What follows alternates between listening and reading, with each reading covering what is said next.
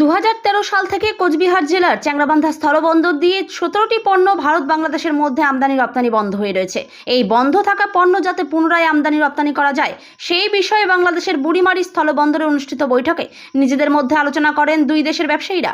এছাড়াও বাণিজ্যের গতি বৃদ্ধি নিয়ে বিভিন্ন আলোচনা হয়েছে বলে বৈঠক শেষে জানিয়েছেন ভারতীয় ব্যবসায়ীরা। উল্লেখ্য, বৈদেশিক বাণিজ্য নিয়ে আলোচনা করতেই বুধবার চ্যাংড়াবান্ধা সীমান্ত দিয়ে বাংলাদেশে যান ভারতীয় ব্যবসায়ীদের একটি প্রতিনিধি দল। জানা গিয়েছে, সম্প্রতি বাংলাদেশের বুড়িমারি স্থলবন্দরে ব্যবসায়ী এবং C&F এজেন্ট সংগঠনের নতুন কমিটি গঠিত হয়েছে।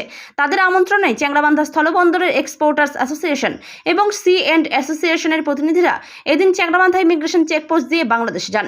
বৈদেশিক বাণিজ্য নিয়ে বুড়িমারি স্থলবন্দরে বৈঠকটি অনুষ্ঠিত হয়। প্রতিনিধি দলে চ্যাংড়াবান্ধা এক্সপোর্টার্স অ্যাসোসিয়েশনের সম্পাদক উত্তম সরকার, সভাপতি মনোজ কানু, C&F এজেন্ট অ্যাসোসিয়েশনের সম্পাদক বিকাশ সাহা, ভরত